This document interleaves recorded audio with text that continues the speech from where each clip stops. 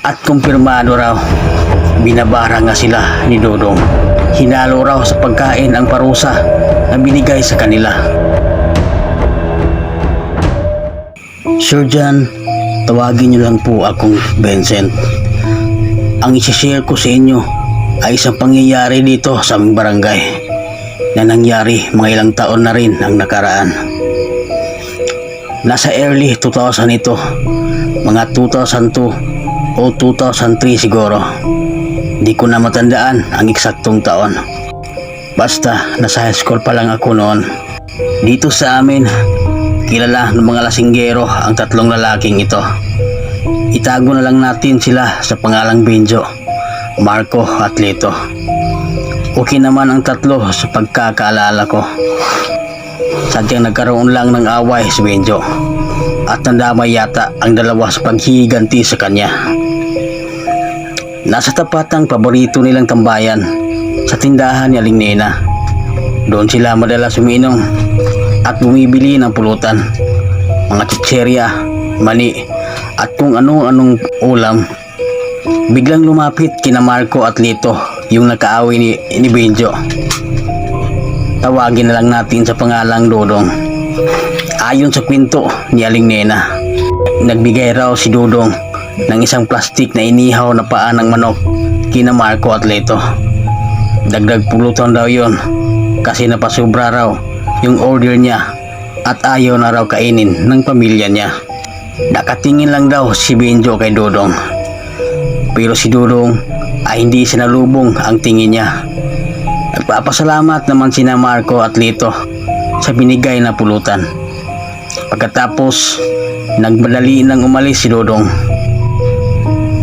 Noong una, ayaw kainin ni Benjo yung mga paa ng manok.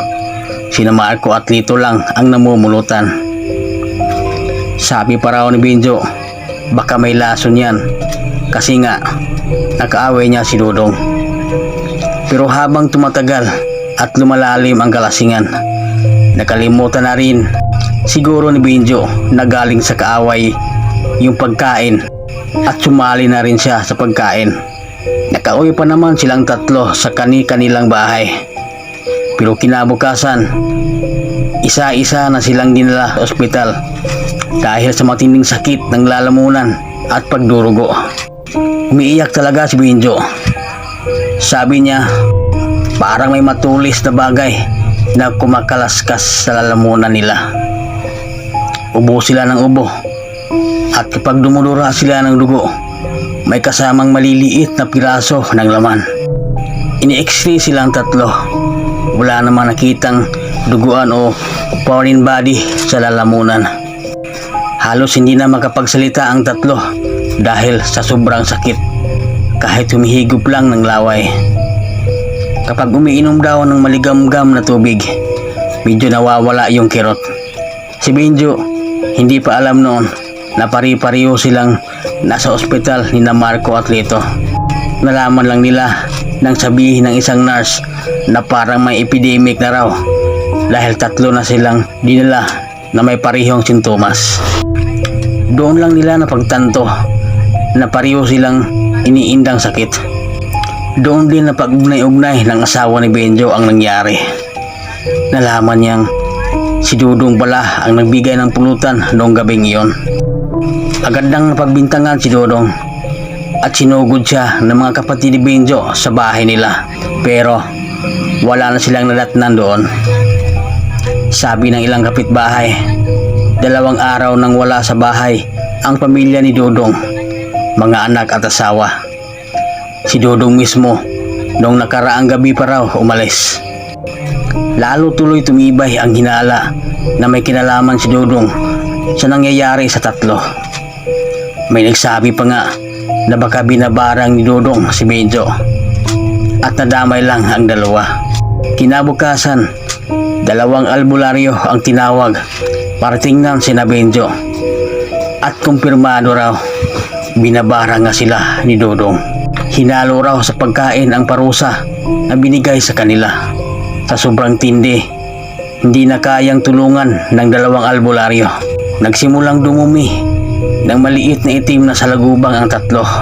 may kasama pang piraso ng laman at dugo. Pagkatapos nilang dumumi, bigla na lang bumagsak at doon na sila nawalan ng buhay. Sobrang bilis ng pangyayari. Mahigit 24 oras lang mula nang magsimulang sumakit ang lalamunan hanggang sa pagsusuka ng dugo. Nung mawalan sila ng hininga, nagsilabasan pa ang mga itim na salagubang mula sa bibig, ilong, tenga at puwitan nila. Pinaghanap si Dudong pero hindi na natagpuan. Ang huling balita, pinabarang din raw siya ng pamilya ni Benjo at Marco. Hindi nga lang sigurado si Jordan kung tumala ba talaga yon sa kanya. Nakakatakot isipin, pero hanggang ngayon, pag may nag-aalok na libre o sobrang pulutan sa inuman, naaalala ko pa rin tong kwentong ito.